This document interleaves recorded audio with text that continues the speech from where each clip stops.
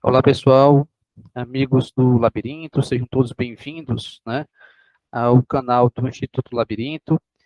Estamos aqui para apresentar mais um conteúdo. Desta feita, a gente está iniciando uma jornada por alguns livros interessantes e importantes da psicologia analítica. Então, nós iremos realizar uma sequência de programas, de apresentações relacionadas a alguns livros interessantes. Inicialmente, nós vamos dar o pontapé inicial com esse livro da Marie-Louise von Franz, não sei se dá para ver aí no vídeo, é o livro Psicoterapia, um livro que, na verdade, é uma coletânea de vários artigos que foram escritos por ela ao longo de 20 anos, e esses artigos foram reunidos nessa obra em homenagem à própria autora, né, que na década de 90, mais precisamente em 1990, ela foi homenageada por conta de toda a sua obra, de todo o seu feito para o desenvolvimento da psicologia analítica. E a importância desse livro também é que, a partir da leitura, do estudo desses artigos, nós podemos entender de forma aprofundada a prática da psicoterapia de orientação junguiana, seus objetivos, suas técnicas, seus recursos, as dificuldades enfrentadas e como superar essas dificuldades, enfim.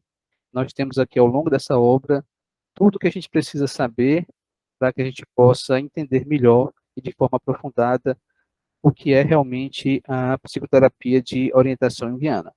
Então, hoje, nós iremos abordar o primeiro capítulo. O título do primeiro capítulo é A Autorrealização.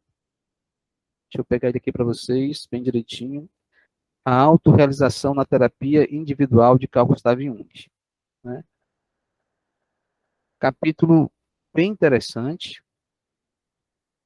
Logo no início, a Von Franz, ela começa a diferenciar o que é que significa autorrealização dentro da abordagem junguiana daquilo que significa autorrealização dentro das outras escolas da psicologia, dentre elas o humanismo, ok?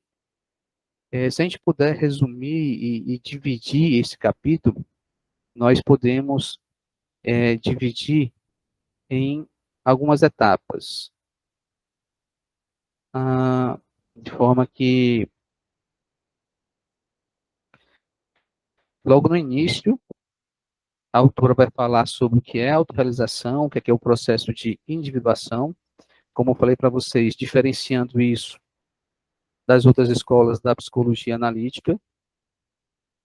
Na sequência, a autora já traz um estudo de caso, baseado num supervisionando dela, que traz um sonho bem interessante, que ela vai trabalhar esse sonho, e à medida que ela vai trabalhando esse sonho, ela vai trazendo toda a teoria de interpretação dos sonhos, do trabalho com os sonhos, toda a teoria sobre o processo de individuação, sobre a autorrealização, e, ao mesmo tempo, ela apresenta a técnica de como trabalhar os sonhos. Tá? Ela fala também sobre como que nós podemos compreender os sonhos, como que nós podemos dividir os sonhos em etapas, e ela vai concluindo o capítulo reforçando um pouco mais a teoria sobre a abordagem dos sonhos como recurso terapêutico e também apresentando o objetivo final da psicoterapia junguiana. Então, é isso que nós vamos fazer um pequeno resumo aqui desse capítulo, nesse encontro de hoje, ok? Então, quando a Von Franz começa a falar que, para Jung, a autorrealização é diferente da autorrealização que as escolas humanistas propõem, ela cita esse livro bem interessante, né, que se encontra na coletânea dos Upanishads. Então, esse livro, o Bhagavad Gita, que conta a história de Arjuna e Krishna, e conta como que Krishna se revela para Arjuna como sendo a suprema personalidade de Deus, e ao fazer isso, Krishna vai passando para Arjuna muito conhecimento, muita sabedoria, e vai revelando aos poucos a verdade para Arjuna. E é exatamente essa verdade que está sendo apresentada no livro Bhagavad Gita, que Jung vai entender dentro dos seus estudos, das suas pesquisas, né, da sua experiência clínica, como é que ocorre o processo de individuação. Exatamente como se fosse um encontro entre duas personalidades. Uma personalidade mais superficial, vamos dizer assim, mais passageira, mais transitória, e uma outra personalidade mais profunda, eterna, permanente, que se apresenta como aspecto divino, que Jung vai entender esse aspecto divino como um aspecto luminoso. Então, é esse encontro entre essas duas personalidades que pode ocorrer ao longo da vida de um indivíduo, que Jung vai entender como o processo de individuação, né? Sendo que essa personalidade mais transitória, mais passageira, Jung vai compreender como o ego, que é o centro da consciência. E essa outra personalidade mais profunda, que traz um saber mais profundo, um conhecimento mais profundo, e que ao longo da jornada da vida de um indivíduo, à medida que essa personalidade mais profunda vai se apresentando, vai revelando uma espécie de uma missão que aquele indivíduo precisa realizar ao longo de sua existência. Né? Vai se apresentando como se fosse uma divindade ou uma face divina que designa, que faz o chamado para que o indivíduo, ao atender esse chamado ou ao receber essa designação, possa, em seu livre-arbítrio, ter a chance de optar se vai cumprir ou não e como que vai cumprir aquele chamado, aquela designação que está recebendo de uma outra fonte que é diferente daquela fonte que inicialmente ele entende como ele próprio, que seria o seu próprio ego, tá? Então, olha que interessante, como que a autora Von Franz vai diferenciar isso de forma bem clara no texto dela. Então, ela começa o capítulo, deixa eu compartilhar aqui com vocês, para que vocês possam também acompanhar a leitura.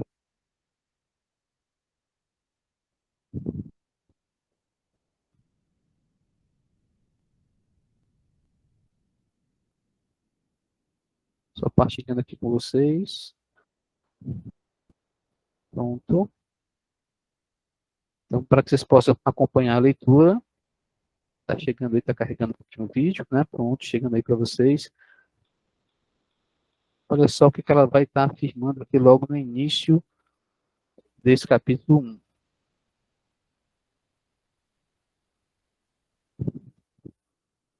Ela vai dizer o seguinte, que a autorrealização é uma palavra que está sendo usada hoje em dia por várias escolas de psicologia, em sua maior parte, de certa maneira, vagamente apoiadas no conceito junguiano de individuação. Olhando mais de perto, contudo, percebemos que elas o estão usando em um sentido diferente do de Jung, ou seja, no sentido de descobrir certa identidade do ego. Essa identidade, como sabemos, surge à medida que o ego se torna mais contínuo e estável. O ego, então, passa a saber mais a respeito de si mesmo. E Jung, ao contrário, quis dizer algo completamente diferente, ou seja, descobrir conscientemente e estabelecer um relacionamento com outro conteúdo psíquico, o qual, recorrendo aos Upanishads, ele chama de si mesmo. Nesse caso, também uma identidade do ego mais contínua e estável se desenvolve, mas de um tipo bem diferente. É menos egocêntrica e possui mais bondade humana. Neste caso, o ego, em vez de se realizar, ajuda o si mesmo a seguir na direção da realização. Ou seja, em outras palavras, uma coisa é você avançar numa jornada de autoconhecimento para conhecer a si próprio no sentido egóico, para conhecer o seu próprio ego, para conhecer inclusive aquilo que o ego idealiza, que o ego almeja, inclusive o ego ideal. Outra coisa é você avançar no processo de autoconhecimento em que você vai se deparar com uma força psíquica mais profunda, que muitas vezes vai contradizer aquilo que o ego imagina que ele é, vai contradizer as ambições do ego, os desejos do ego, as necessidades do ego, para apresentar para esse ego outros desejos, outras necessidades, outras tarefas que ele vai ter que realizar ao longo de sua jornada, ao longo de sua vida. Então, nesse nível de profundidade que nós estamos trabalhando dentro da psicologia junguiana, quando a gente fala de processo de individuação. Então, para explicar isso melhor, a autora traz o seguinte sonho de um paciente, né? E ela frisa que ela faz questão de trazer esse sonho porque o sonho é exatamente a expressão da natureza inconsciente do sonhador. Então, livre dos preconceitos, dos valores egóicos. É a própria natureza do sonhador que está tentando mostrar para ele, através de um sonho, o que é que seria, de forma mais profunda, essa ideia de desenvolvimento psíquico, de desenvolvimento espiritual, que Jung vai chamar de processo de individuação, ok? Então, olha aqui o sonho que ela relata.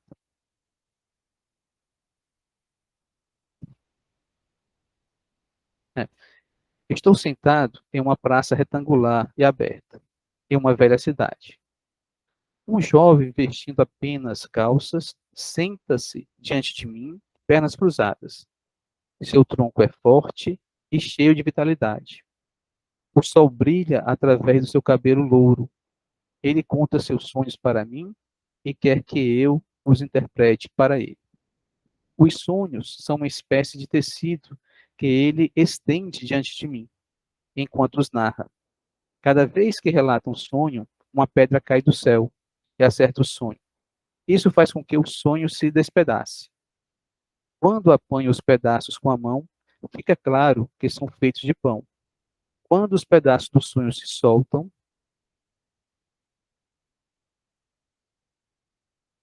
deixa eu passar aqui para outra página,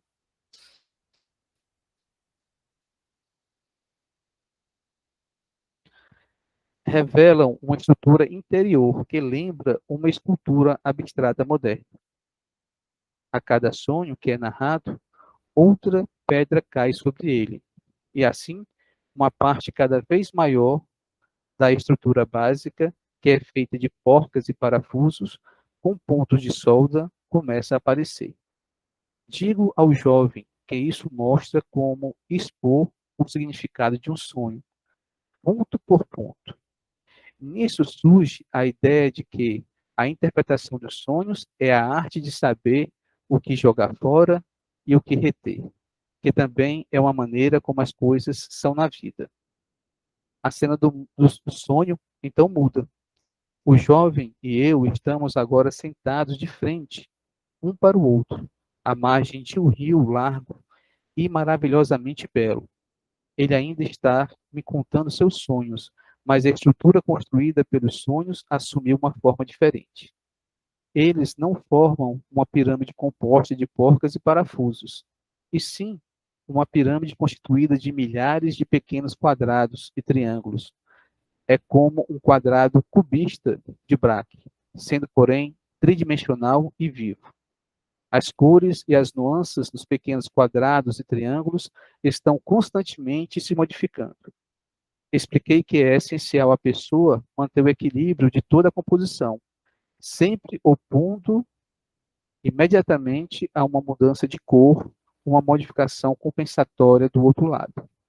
Essa questão de equilibrar as cores é incrivelmente complexa, porque todo o objeto é tridimensional e está em constante movimento.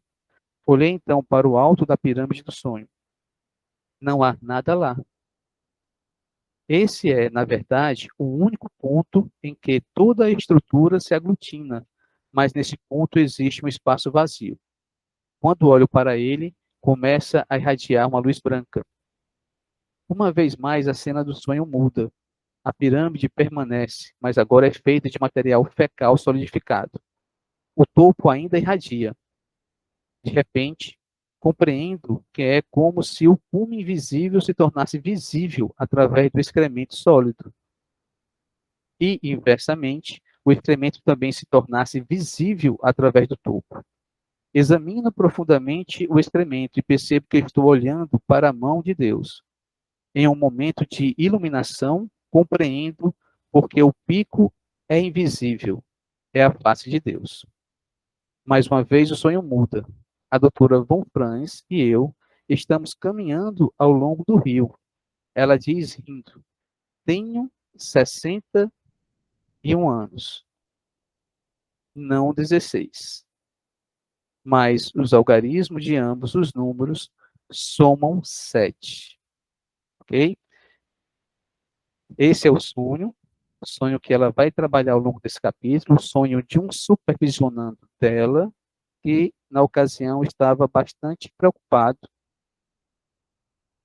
se ele daria conta de ajudar os pacientes que ele iria receber dentro do seu programa de formação, né?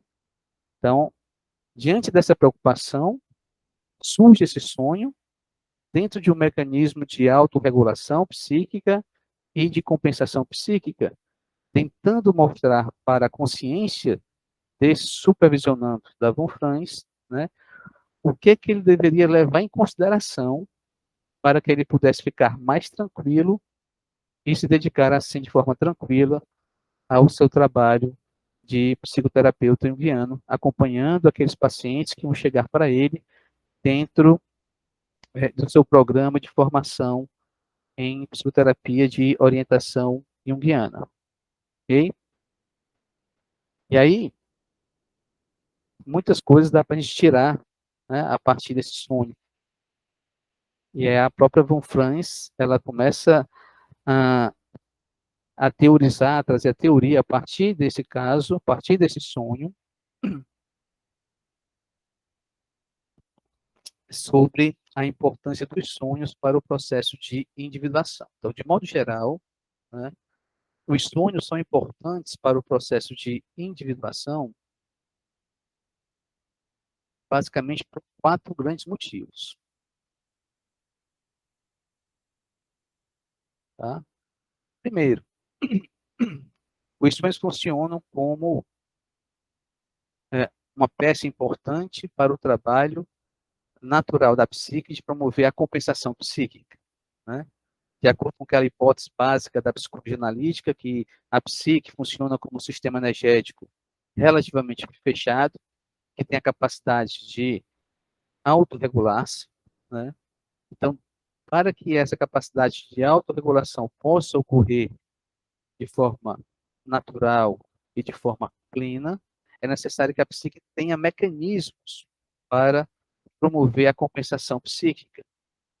Ou seja, toda vida que houver um excesso de energia na consciência, ou mesmo uma falta de energia na consciência e um excesso de energia no inconsciente, é necessário que haja um mecanismo natural na psique para que esses excessos ou falta de energia numa área da psique possam ser reequilibrados e possa haver, então, um equilíbrio dinâmico entre todas as partes da psique. Tá? E um dos mecanismos que a psique utiliza para promover a compensação psíquica são os sonhos. Os sonhos são mecanismos que promovem a autorregulação psíquica, assim como os sintomas, assim como os mecanismos de projeção, tá? Onde aquilo que está aparecendo se apresenta de forma simbólica, ou seja, tem uma parte visível, perceptível, uma parte aparente, mas que está tentando revelar algo desconhecido, algo misterioso, algo que está no inconsciente. E à medida que a gente vai se aproximando desse algo desconhecido, misterioso que está no inconsciente, a gente vai poder também assimilar toda aquela energia, toda aquela libido que estava associada àquele conteúdo, àquela experiência que até então estava inconsciente. À medida que a gente assimila essa energia, aquele conteúdo vai passando para a consciência, vai sendo assimilado pelo ego e vai promovendo, então, uma transformação, uma mudança que tem a ver com o processo de compensação psíquica. E junto com esse processo de compensação psíquica, vem também um processo de autoconhecimento. E como a Von Franz já falou no início do capítulo, não é autoconhecimento do ego, mas é também autoconhecimento que gera ampliação da consciência, porque esse ego vai se deparar com conteúdos, com experiências, com sentimentos, com percepções, com pensamentos, com intuições, que até então eram desconhecidas para o ego, não tinham chegado ainda no campo da consciência. Ou se tivessem chegado no campo da consciência, por alguma razão foram expulsos desse campo da consciência. E quando a pessoa volta a se relacionar com essas experiências e esses conteúdos, ela tem a chance de ampliar sua consciência e, a partir disso, tem a chance de avançar no seu processo de autoconhecimento, porque vai conhecer coisas, aspectos, qualidades, comportamentos, atitudes, ideias, emoções, que até então aquela pessoa nem imaginava que poderia ter, que poderia sentir, que poderia experienciar. Então, os sonhos são importantes para o processo de individuação, porque promove a compensação psíquica e também promove a ampliação da consciência a partir do autoconhecimento, nessa visão junguiana. Ora, à medida que ocorre o autoconhecimento, qual é a consequência disso? O ego daquele indivíduo, ele vai receber mais energia, ele vai assimilar mais conteúdos, naturalmente vai assimilar mais energia, portanto, vai se tornando um ego mais forte. E aí vem uma coisa muito interessante. Para a psicologia analítica, um ego forte não é um ego rígido, é um ego flexível, que tem uma capacidade maior de ajustamento, de adaptação.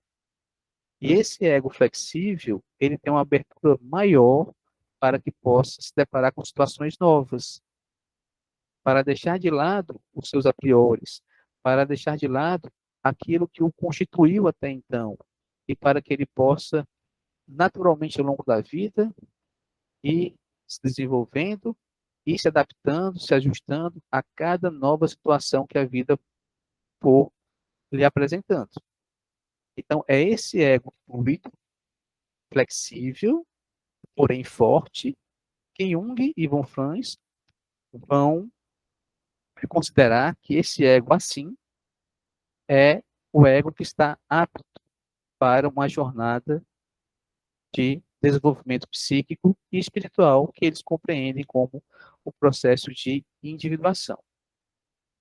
É esse ego fortalecido e flexível que tem as condições de entrar em contato com os conteúdos inconscientes, desconhecidos, misteriosos, tanto no nível pessoal como no nível impessoal, portanto, objetivo. E à medida que isso vai ocorrendo, novos sonhos vão aparecendo, a própria psique vai produzindo novos sonhos para que possa haver, assim, a possibilidade daquilo que se entende como confronto com o inconsciente. É quando esse ego tem a capacidade de dialogar, de se relacionar, de entrar em contato com conteúdos inconscientes, considerados na teoria junguiana como conteúdos sombrios, conteúdos da sombra. E a partir desse confronto com a sombra, que na verdade é um diálogo com a sombra, o processo de autoconhecimento se intensifica mais ainda. E o ego vai atingindo outros patamares nesse desenvolvimento psíquico, para que no final, também ajudado pelo mecanismo natural de autorregulação psíquica, dentre esses mecanismos nós encontramos os sonhos, para que ao final desse processo, o indivíduo possa ir construindo o que Jung chama o eixo ego-self, estabelecer uma relação criativa e contínua com essa parte da psique, e quando se apresenta com uma configuração quase que divina, de um velho sábio, que pode revelar uma profunda sabedoria, que pode revelar uma verdade profunda, que pode revelar para aquele indivíduo, para o ego daquele indivíduo, a sua missão pessoal, o seu mito pessoal, uma designação, uma vocação, um chamado. E assim, esse ego fortalecido, ao se relacionar com o self, pode então se posicionar diante dessa designação, diante desse chamado, e assim seguir em sua jornada de crescimento psíquico e espiritual. É sempre bom a gente entender isso, que o processo de individuação leva a um processo de adaptação profunda à vida, tanto no aspecto interior como no aspecto exterior, de forma introvertida e extrovertida, como também leva aquilo que nós podemos compreender, ou que a própria filosofia, que a própria teologia compreende como crescimento psíquico, humano e espiritual, ok? Então, logo após a Von Franz fazer esse esclarecimento sobre a importância dos sonhos para o processo de individuação, ela faz uma observação bem interessante. Ela diz que os sonhos, eles são abordados como se nós estivéssemos assistindo um drama, uma peça de teatro, um romance, lendo um romance, vivendo um romance, assistindo a um filme, a uma novela, né? E essa peça de teatro, esse drama, ele pode ser dividido em 4 etapas, né? Então, a primeira etapa seria aquela apresentação da cena, onde o sonho começa a apresentar os personagens que irão interagir naquela cena, naquele drama, o local onde aquela ação vai acontecer, o ambiente, o cenário, né, onde aquela cena vai ocorrer. Então, isso faz parte do primeiro momento do sonho, que a gente pode chamar de apresentação inicial. A segunda parte do sonho, que é onde há o desenvolvimento do drama, né? Então, a gente pode dar um nome de desenvolvimento daquela ação. As coisas começam a acontecer. Então, na apresentação, o sonhador pode dizer: olha, eu estou em uma praia com o meu irmão. Então, ali é a parte inicial do sonho, onde o sonho está trazendo o contexto, o local onde a cena, onde o drama vai ocorrer, e os personagens que vão participar daquele drama. Tá? Depois, o sonho começa a trazer uma história, exatamente no formato de uma ação que está se desenvolvendo, né? Então, poderia ser mais ou menos assim: olha, eu estou numa praia com meu irmão, de repente nós estamos sentindo frio, nós olhamos para o lado e nós percebemos que o mar está ficando completamente congelado, né? É o desenvolvimento daquele drama, tá? Então, esse desenvolvimento vai ocorrendo até chegar no ápice, que a Von Franz e outros autores vão chamar de clímax, né? Então, chegou naquele clímax, chegou naquele ápice daquele desenvolvimento inicial, daquela ação inicial, né? Aí depois alguma coisa muda. Depois do clímax, alguma coisa muda e o sonho vai caminhando para a sua resolução, para o seu desfecho, né? Que seria a última parte do sonho, que seria a resolução daquele drama. Como que vai ser solucionado aquela situação que o ego está vivenciando de forma ativa ou está apenas assistindo como se fosse um observador, né? Também nós temos esses sonhos desses 2 tipos, né? Em que o ego assiste ou o outro sonho que o ego participa, tá? Logo depois que a Von Franz faz, né, esse comentário sobre as partes do sonho, aí ela começa então a aprofundar os seus comentários em cima do sonho que ela apresenta nesse capítulo inicial, tá? E quando ela começa a comentar esse sonho, ela também faz uma observação muito interessante sobre como que nós podemos abordar os sonhos como recursos terapêuticos, né? E ela diz que nós podemos trabalhar um sonho, material onírico, de 2 formas: através de uma análise interpretativa e redutiva, ou através do método sintético construtivo. Dentro da análise redutiva, né, nós pegamos os conteúdos que aparecem no sonho, nesse drama, e vamos reduzindo os personagens, a situação, o local, os símbolos que aparecem, os demais símbolos que aparecem, reduzindo de forma interpretativa, ou seja, baseada numa teoria, baseada no conhecimento prévio, baseado nas associações que o paciente está trazendo, ou que o próprio terapeuta pode também apresentar, mas vamos reduzindo todo esse material, né, a uma base única, que pode ser uma ideia, pode ser um instinto, pode ser um comportamento, pode ser um desejo, pode ser um sentimento que está incomodando ou que está ativo dentro da psique daquele paciente e que provavelmente estava se manifestando de forma inconsciente. Portanto, o sonhador, ao longo da sua vida, apenas sentia o incômodo, sentia a afetação, mas não tinha ideia, né, daquilo que estava afetando. À medida que você faz um trabalho dentro de uma análise interpretativa ou redutiva, né, o indivíduo tem a chance de tomar consciência daquilo que estava afetando, que o estava incomodando, tá?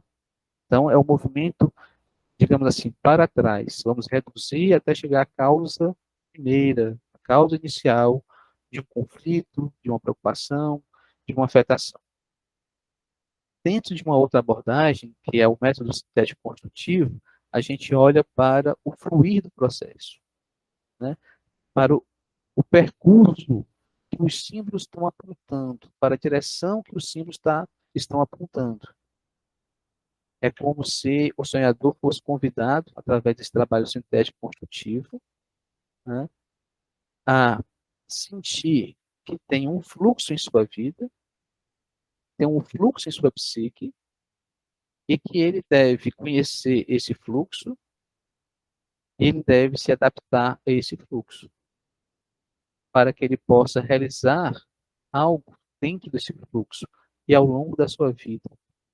Então, essa é uma ideia para frente, né? Dá uma ideia de que você está progredindo, que você está seguindo na direção de algo que está te convidando ou te levando para aquela direção.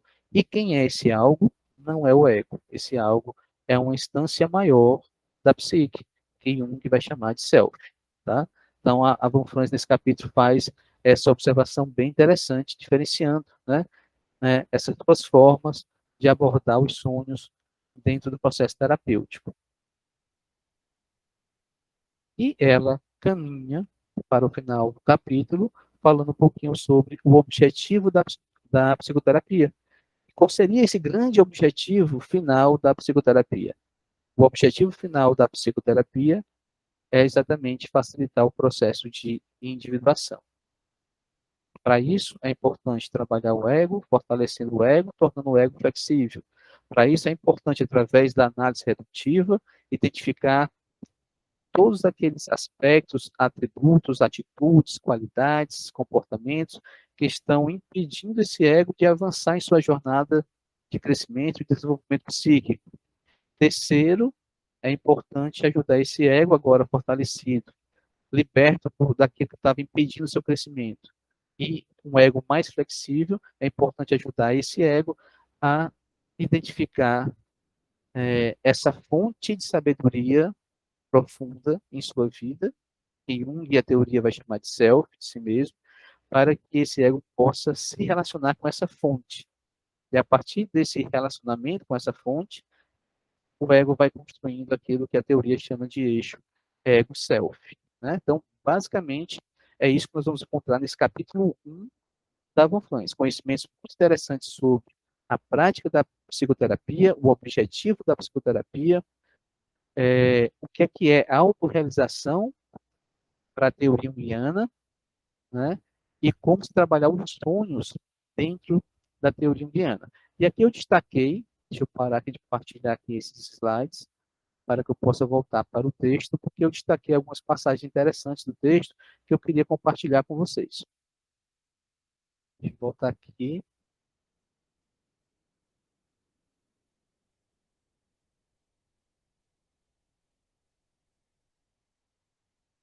Muito bem. Então, destaquei aqui alguns comentários interessantes, algumas passagens interessantes da Von Franz, para poder fixar melhor aquilo que eu comentei com vocês, tá? Então, aqui logo na página 14, a Von Franz faz um comentário, né, sobre os sonhos e sobre os chamados grandes sonhos. Ela diz o seguinte: na linguagem dos povos primitivos, esse é um grande sonho, ou na linguagem de Jung, um sonho arquetípico, que encerra um significado humano, suprapessoal, universal. Precisamos agora tentar compreendê-lo com mais precisão. Ele é composto de 4 seções, como todo sonho, né? Como eu comentei com vocês agora há pouco. A localização do primeiro conjunto de eventos é uma praça retangular em uma velha cidade, o que sugere a tradição e a cultura humanas, ao contrário do rio da parte seguinte do sonho.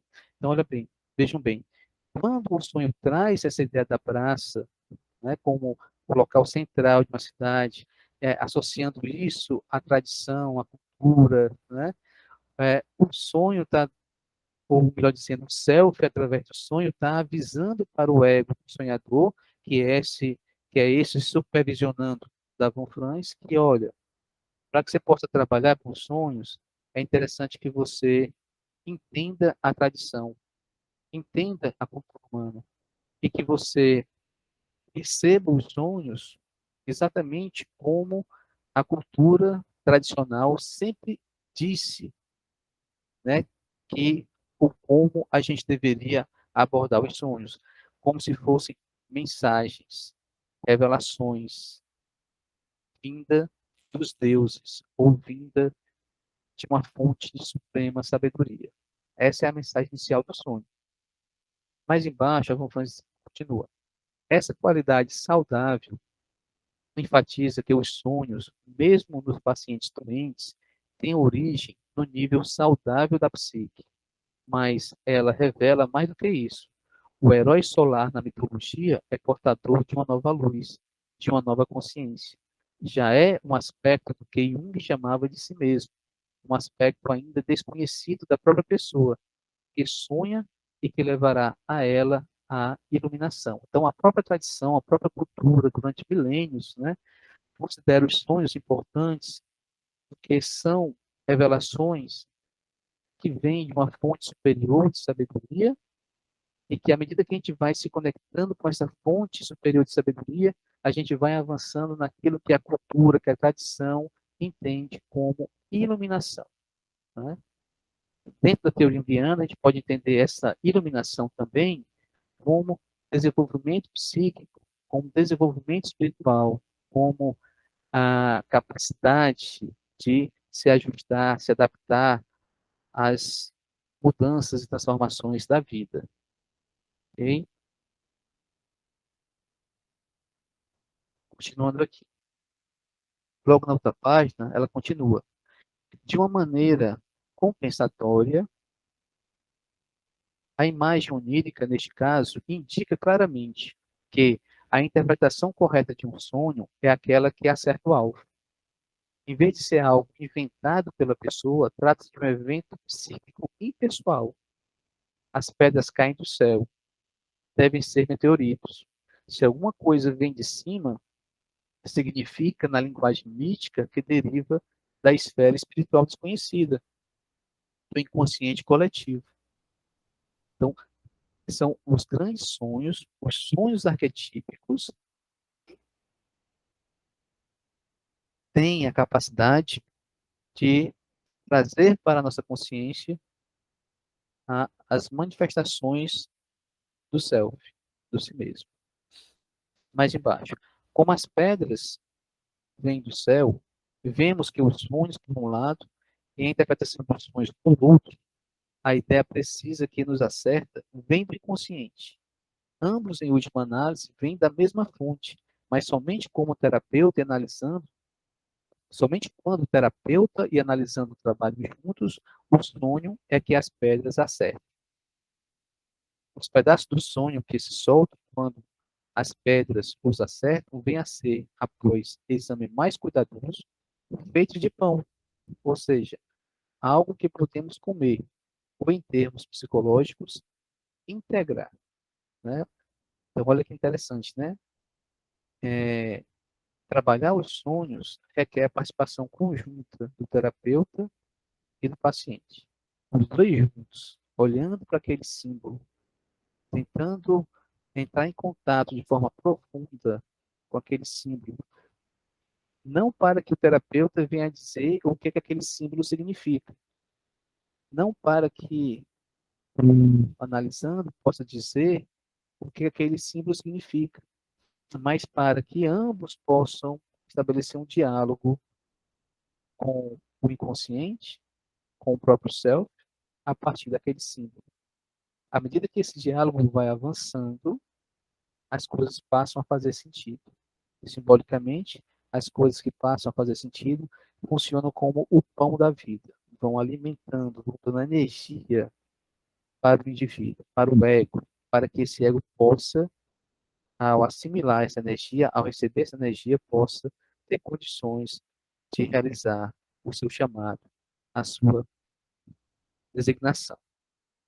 Aí outra observação interessante que a Von Franz faz é o seguinte: uma interpretação sintética e construtiva, aquela que não tenta reduzir o conteúdo do sonho a nada além da satisfação de um desejo, ou a outro nada além, e que, em vez disso, segue um encadeamento construtivo do sonho, enriquecendo seus temas, atua como o pão da vida, que nos alimenta, que nos dá energia para que a gente possa ir à frente, adiante, em nossa jornada de crescimento espiritual.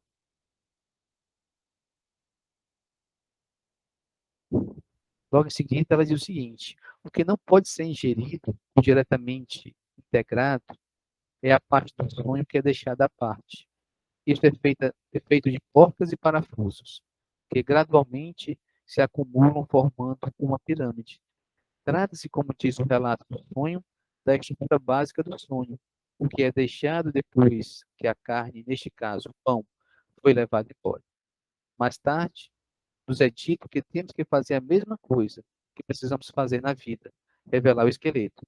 Significa que precisamos penetrar no significado profundo que jaz atrás das imagens oníricas, né? Ou seja, essa abordagem simbólica das abordagens, das imagens, melhor dizendo, das imagens oníricas, tá? Mas embaixo ela continua. Cada vez que a interpretação de um sonho acerta o alvo, um pedaço do inconsciente se liga à consciência, ou então o complexo autônomo se liga ao resto da personalidade. Desse modo, dá-se um processo de conjunto que se repete continuamente. E a partir disso, forma-se a estranha pirâmide que é o tema do resto do sonho. Assim, precisamos examinar mais de perto o simbolismo da pirâmide. Então, ela vai fazer um trabalho bem interessante de amplificação, né? E outra técnica bem interessante para que você possa trabalhar os símbolos que aparecem no sonho, principalmente quando esses símbolos têm um aspecto objetivo, um aspecto impessoal, um aspecto coletivo, porque estão vindo diretamente da camada coletiva da psique, do inconsciente impessoal. Então é importante que você possa pegar esse símbolo e fazer um paralelo desse símbolo com outras histórias, outros contextos mitológicos, históricos, culturais, religiosos, para que a gente possa entender os demais contextos que aquela mesma imagem onírica aparece e para que a partir dessa comparação, que é a amplificação, a gente possa entender qual é o significado coletivo, impessoal daquele material onírico, ok? Então ela vai fazendo esse trabalho de amplificação, né, trazendo elementos da mitologia egípcia, tá, ao falar da pirâmide. E aí, pulando essa parte, que vocês podem ver aqui no livro, a gente chega ah, na seguinte passagem. Talvez tenha se tornado um tanto ou quanto mais claro no decurso da nossa discussão o que eu queria dizer com o si mesmo. Não é o ego, e sim uma personalidade interior eterna, ou mais abrangente, que é sugerida por esse símbolo. Jung também o definiu como a totalidade consciente e inconsciente da pessoa. Embora esse si mesmo já esteja presente em toda pessoa como sua constituição básica, só é realizado na prática através do entendimento dos sonhos ou através da imaginação ativa. Aqui ela já cita um outro recurso terapêutico muito importante, que ao longo da obra dela, desse livro aqui, a gente vai aprofundar também nos demais capítulos que virão a seguir. Ao ser realizado, ele encarna a si mesmo, para assim dizer, na vida mortal do ego. Se eu tivesse um dom musical como o de Beethoven, mas nunca o descobrisse, nem fizesse uso dele, seria a mesma coisa que não existisse. Somente o ego consciente é capaz de realizar conteúdos psíquicos. Até mesmo algo assim grande, até divino como si mesmo, só pode ser realizado pelo ego. Né? Então, essa observação é importantíssima, porque a gente entende a partir disso que no processo de individuação tem que ter os dois, tem que ter ego e self. Né? Como nós já vimos, a condição egóica deverá ser um ego forte, um ego flexível, capaz de se relacionar com uma fonte superior de energia e sabedoria. E essa fonte superior de energia e de sabedoria é o céu, que ao longo da vida do indivíduo vai se revelando, desde que o indivíduo esteja pronto para receber aquelas revelações do self. Tá? Um dos caminhos para que essas revelações ocorram, um dos caminhos é o caminho dos sonhos. Ok? Continuando aqui nos comentários da Von Franz, a gente vê o seguinte, ó, ela dizendo: voltemos agora ao início da primeira parte do sonho, a praça retangular na cidade. Como podemos ler na obra de Mircea Eliade, essa praça em uma cidade é um símbolo do centro do mundo, um lugar onde o céu e a terra, a eternidade e a temporalidade se reúnem. Essa praça é então realmente um símbolo de si mesmo, mas na função de um temenos materno, ou seja, de um espaço protetor. E o rapaz louco que narra o sonho é o aspecto do si mesmo que se esforça por se tornar consciente, assim como todos os heróis míticos são portadores da nova visão do mundo. Tá? Então veja que o sonho mostra, né, que para o sonhador, que olha, o objetivo maior da psicoterapia junguiana é promover esse encontro entre aquilo que é temporal com aquilo que é eterno, entre aquilo que é da terra com aquilo que é do céu. Em outras palavras, né, o encontro entre o ego e o self. Tá? Então ela continua comentando o sonho, né? E aqui no final da página 19 ela diz o seguinte: agora a imagem muda e a cena da ação se torna a margem de um largo rio. Na mitologia, o rio é geralmente associado à corrente do tempo, ao fluxo da vida. Aí ela vai fazer, então, aplicações em relação a essa imagem do rio, tá? E também vai comentar alguma coisa sobre a integração através dos parafusos. Então, veja bem o que ela diz aqui na página 20. O rio também é uma imagem de eterna mudança. Precisamos nos lembrar da declaração de Heráclito, de que nunca podemos entrar duas vezes no mesmo rio. O esqueleto piramidal, técnico e abstrato feito de porcas e parafusos, tornou-se agora uma pirâmide formada por numerosos quadrados e triângulos coloridos, em mútua harmonia, cujas nuances de cor devem ser contínuas e compensatoriamente equilibradas. Isso descreve um aspecto adiantado da análise do sonho. Inicialmente, cada interpretação do sonho é uma experiência de suprema surpresa individual, mas agora tudo entra em contato mais estreito, um com o outro, através da continuidade da vida, o rio.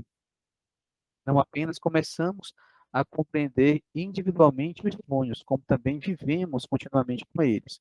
Também se torna claro agora que a pirâmide, apesar de suas faces individuais, representa um todo equilibrado, no qual tudo está coeso, e tudo mais. As cores representam a participação das emoções e dos sentimentos. Não se trata meramente mais de uma questão de enxergar os pedaços individuais, mas de nos relacionarmos com todas as nuances de sentimentos de uma maneira mais amorosa, sempre atentos ao estado de equilíbrio do todo misterioso, né? Aí a gente volta a entender aqui a importância do equilíbrio psíquico, da autorregulação psíquica e do sonho como um mecanismo que promove esse equilíbrio psíquico. Um equilíbrio que sempre é dinâmico, nunca é estático, tá? Ah, ela continua aqui observando a evolução do sonho, né? Aí ela diz o seguinte: agora a pessoa que sonha descobre que o pico, o ponto focal de toda a estrutura está vazio. É um espaço vazio. Mais tarde vimos a saber que este é o caso porque ele é a face de Deus. Como bem se sabe, nenhum ser humano pode contemplar a face de Deus e continuar vivo. Simbolicamente, essa face de Deus, esse vazio que aparece no topo da pirâmide do sonho do sonhador, quer dizer o self. É uma metáfora para o self, né? Então, o sonho reforça aquela mensagem de que, olha, o que você deve fazer como terapeuta ouvir seus pacientes, acompanhar seus pacientes, para que ambos possam sentir a mão de Deus de forma simbólica, mas, em outras palavras, a manifestação do céu na vida do seu paciente. Tá? Aí aqui ela diz o seguinte: na terceira parte do sonho, uma inversão surpreendente ocorre, uma chamada enantiodromia. A bela pirâmide é agora composta de excremento solidificado. Isso torna visível o ponto de iluminação no vazio, e vice-versa. Os alquimistas da antiguidade, da Idade Média, nunca se cansavam de repetir que a pedra filosofal é descoberta no meio do excremento, e que as pessoas deste mundo descuidadamente esmagam esse refúgio. Quantos racionalistas modernos, mesmo hoje em dia, não são da opinião que os sonhos são um refúgio, fantasias anais, genitais e coisas semelhantes? É verdade que o analista tem que ouvir o dia inteiro, sentado no consultório, não é puramente edificante. Tem que ouvir a respeito de brigas conjugais, de ciúmes, enlouquecidos, explosões, de ressentimento reprimido, fantasias sexuais, necessidades financeiras, intermináveis, então ele disse, aí eu disse. Estamos todos presos, os pacientes e todos nós, em um horrível excremento, mas quando olhamos mais de perto, podemos ver a mão de Deus nele. Essa talvez tenha sido a maior arte de Jung. Ele era capaz de ouvir todo esse lixo e permanecer estranhamente impassível, e depois, com uma palavra ou gesto, apontar de repente para a mão de Deus que se torna visível nesse lixo, ou seja, para o significado mais profundo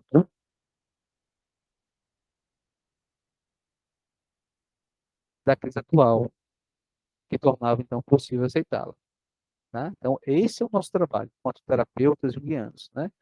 Ouvir, acolher, receber, passar horas e horas acompanhando os pacientes, né? Para que a gente possa, junto com cada um desses pacientes, no tempo oportuno, no tempo certo, identificar o self, a manifestação do self e ajudar esse paciente a dialogar com o self a partir dessas manifestações. Aí vamos caminhando para o final. A Confrães vai concluindo esse trabalho muito interessante sobre, né, esse sonho que o seu supervisionando traz. E ela diz o seguinte: a quarta parte é uma descida, o retorno à vida cotidiana. Eu apareço, diz a Confrães, né? Eu era analista dele. E digo, rindo, que tenho 61 anos e não 16, mas que a soma interna dos dois números é 7. E é interessante, para um trabalho de amplificação, depois nós vamos fazer isso também, quando a gente estiver fazendo um estudo aqui desse canal, sobre os arcanos maiores do tarô, a partir de um livro interessante que é chamado Meditações sobre os 22 arcanos maiores do tarô. A gente vai poder, através dessas reflexões, olhar para as lâminas do tarô como se fossem imagens arquetípicas, e ao fazermos o trabalho de amplificação, a gente vai começar a entender quais são os arquétipos que estão se manifestando através daquelas lâminas do tarô. Tá? Então, só fazendo aqui uma pequena observação, uma pequena introdução, até para deixar o apetite de vocês, para futuramente a gente fazer também essa série de estudos, né, sobre essas imagens arquetípicas que aparecem no tarô. Quando a gente olha aqui para esses números, tá? Onde a soma dos números é 7, 7 tem a ver com o arcano 7. O arcano 7 é a carta do triunfo, né? É a carta da carruagem, tá?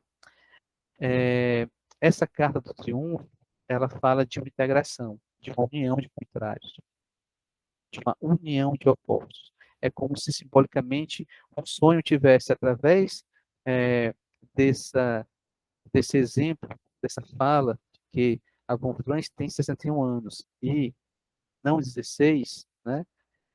E a soma do número 6 de 61 com o número 1 dá 7, e a soma dos numerais que compõem o número 16 também dá 7, indicando que, olha, a meta final do processo terapêutico é a comunhão, é a união dos opostos, representada pelo número 7.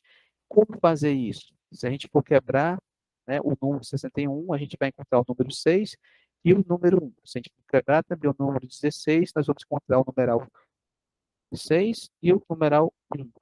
O numeral 1 está ligado ao arcano 1, que é o mago, né?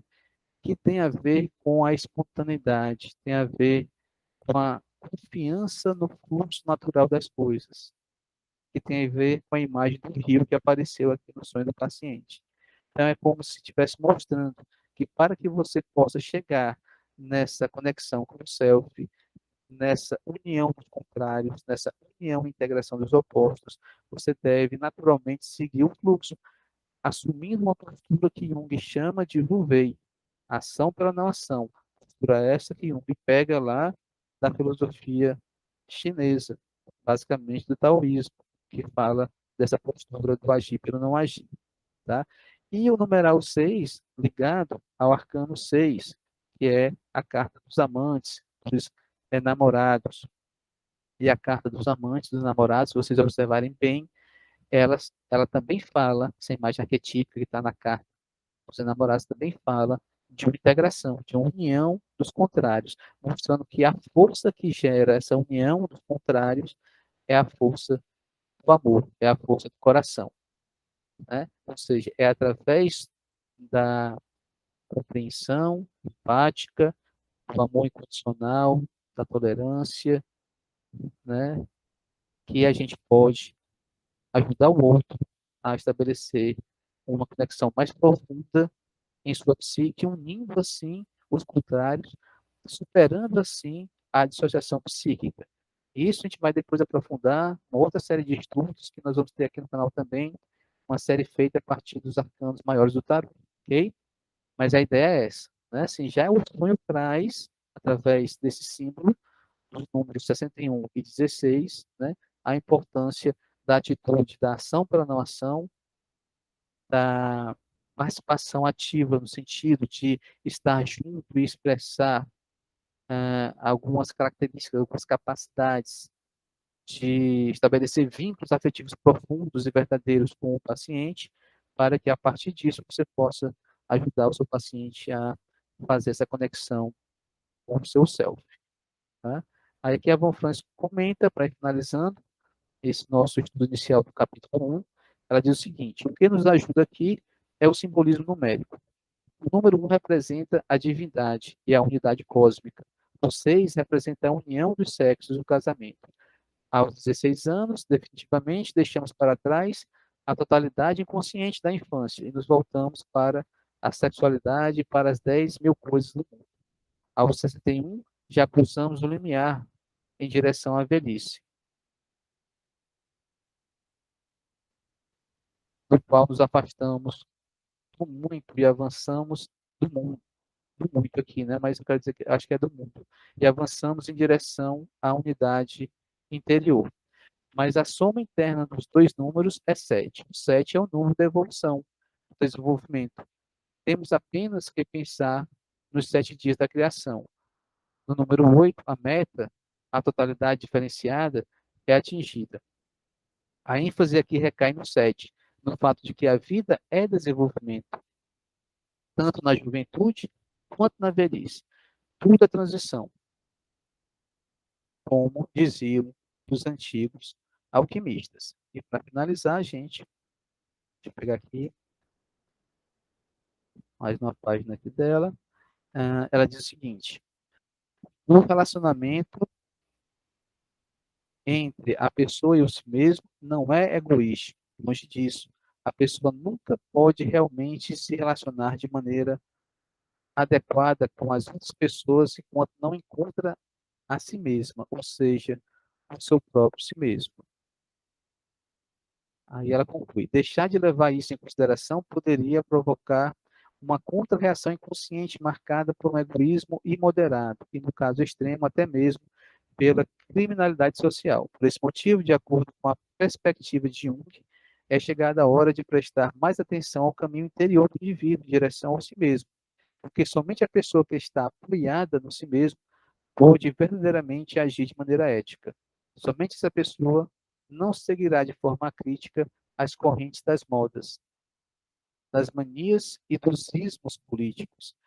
Ela pode, então, como o expressa belamente o sonho, também perceber a mão de Deus em meio ao luto e à imundície da vida.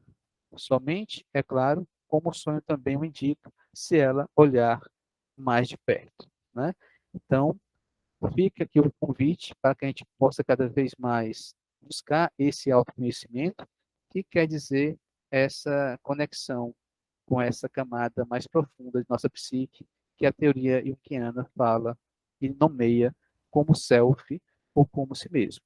Pessoal, se vocês gostaram do vídeo, podem compartilhar, deixar seu like aí.